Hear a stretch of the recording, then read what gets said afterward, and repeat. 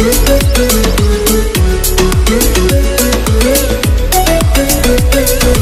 نے اشفاق صاحب کو پڑھا، ان کی کتاب میں ایک واقعہ مجھے بڑا اچھا لگا، اور دیکھتا ہوں کہ یہ کس قسم کے لوگ تھے. اتنے بڑے بڑے لوگ. ایک آدمی جو ہے وہ آدھی صدی تک جو ہے پاکستان کا تقریباً، اور وہ جو انگریز دور کے اندر سی ایس ایس کرتا ہے، قدرت اللہ شہاب. اگر شہاب نامہ آپ نے پڑھا ہو تو. اور قدرت اللہ شہاب کے ساتھ جو لوگ تھے، یہ خاص کر بڑے بڑے لوگ، اب ان کی میں ابھی واقعی دیکھ سننا، اور اس کے بعد آپ کو اندازہ ہوگا کہ یہ کس قسم کے لوگ تھے. اور میں ان کی قربت میں کیوں گیا؟ صرف اس لیے کیونکہ ان کے اندر ویریشن بہت ہے طبیعت کے اندر. میں نے دیکھا کہ بہت سے لوگ آپ کو ملیں گے، وہ بیوروکریٹ ہے تو بنے بنائے بیوروکریٹ ملیں گے. اگر کوئی بابا ہے تو بڑا بنایا بابا ملے گا. لیکن ایک ویریشن طبیعت کے اندر وہ میں نے بہت کم لوگوں میں دیکھی ہے. اور یہ جو خاص کر ممتاز مفتی ہے، اشفاق صاحب ہے، بانو آپ ہے، اور قدرت اللہ شہاب ہے، یہ اس میں لوگ جتنے بھی شامل تھے، جن میں وزیر اعلیٰ بھی ہمارے رہے ہیں اپنا رامے صاحب، حنیف رامے، یہ بھی وہ بھی. یہ وہ لوگ ہیں جنہوں نے سب کچھ انجوائے کیا، زندگی کی بڑی بڑی اتھارٹیز انجوائے کی، لیکن اپنے اندر بھولے نہیں ہوتے. وہ اپنی اصلیت کو نہیں بھولے. وہ کہتے ہیں کبیرہ درویشی تو پنہانی سے سیکھ. کبیرہ، وقت کبیر کا شعر ہے، کبیرہ درویشی تو پنہانی سے سیکھ، باتیں کرے سنگیاں سے نظر بھڑے کے بیچ. یعنی یہ کس قسم کے لوگ تھے؟ بہت بڑے لوگ تھے یہ. میں ان کی زندگی کا ایک واقعہ سناتا ہوں کہ میں نے ان کی کتاب سے پڑھا. وہ کہتے ہیں کہ ایک دن ہمیں موصول ہوا ایک کہ 3 بجے 4 بجے آپ لاہور وہاں دو اسلام آباد. تو قدرت اللہ شاہ کے گھر بھی اکٹھے ہوتے تھے، کیونکہ یہ ان کے مرشد بھی تھے، استاد بھی تھے، بڑی تھے ان کے بڑے اچھے. کہتے ہیں ہم ان کے گھر چلے گئے یہاں سے لاہور سے، میں اور بانو. تو کہتے ہیں جب ہم پہنچے وہاں پہ تو شام 3:30 کا ٹائم تھا،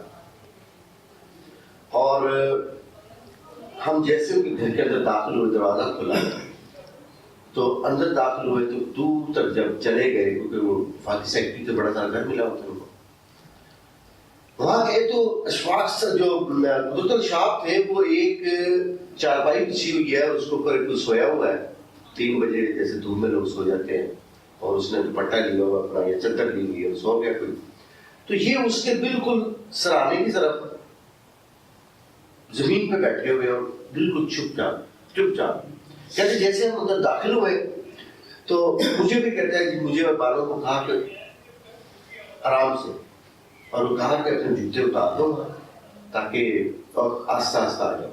کہتا ہم آہستہ آہستہ ہم بھی اس چارپائی کے بالکل ساتھ پالے کے ساتھ لگتے تھے، ہم بھی بیٹھ گئے. تھوڑی دیر گزری تو وہ کہنے لگے کہ ہم کیا دیکھ رہے ہیں؟ کہتے دیکھ یہ رہے ہیں کہ ایک جو ان کی جو والدہ تھی قدرت اللہ شاہ کی، وہ سوئی ہوئی ہیں، اور ایک بلی جو ہے وہ پوری کوشش کر رہی ہے کہ کسی طرح سے وہ جو ان کے اندر داخل ہو جائے، یعنی جو ان کی والدہ نے جو چادر لی اوڑھی ہوئی، ہاں اس کے اندر داخل ہو جائے. اور ان کی امی جو ہے وہ بار بار اس کو کونی مارتی اور دور کر دیتی ہے، لیکن پھر وہ آ جاتی ہے، پھر کونی مارتی ہے، پھر وہ آ جاتی ہے.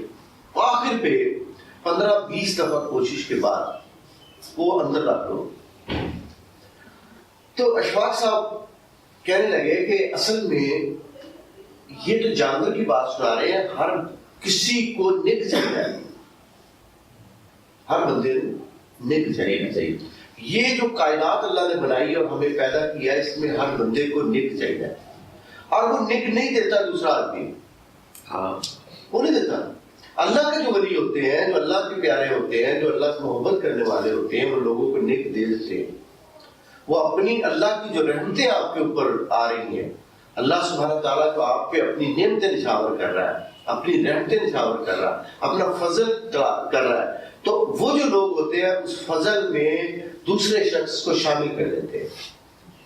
فضل یہ نہیں ہے کہ آپ کو اللہ نے نعمتیں دے دی، بشوار دے دی، آپ نے ساری نعمتیں جا کے بینک میں رکھ دی ہیں اور آپ تسبیح کر رہے ہیں بیٹھے ہوئے، بہت تسبیح اور عبادات اور سب جا کے 3 4 جا کے آپ نے عمرے بھی کر لیے۔ اصل کیا ہے؟ اصل عبادت یہ ہے کہ ان کو آپ جو نعمتیں آپ کو اللہ سبحانہ تعالیٰ نے دی ہوئی ہیں اس میں شامل کر دو نعمتوں میں۔ یقین کیجئے گا کہ آپ ایک دفعہ اپنی زندگی میں کر کے دیکھیں اور اس کے بعد دیکھیں گے کہ اللہ پہ کتنا نشاور کرتا ہے، کیا کیا آپ کو نوازتا ہے۔ اور صرف یہ نہیں آپ کو نوازے گا کہ آپ کے پاس پیسے زیادہ آ جائیں گے، ہو سکتا ہے آپ کی اولاد بڑی اچھی ہو سکتا ہے آپ کی بیوی بہت اچھی ہو سکتا ہے کہ آپ اتنے بڑے کسی ایکسیڈنٹ سے بچنا ہو آپ نے اور اللہ سبحانہ تعالیٰ آپ کو ایکسیڈنٹ سے بچا لے۔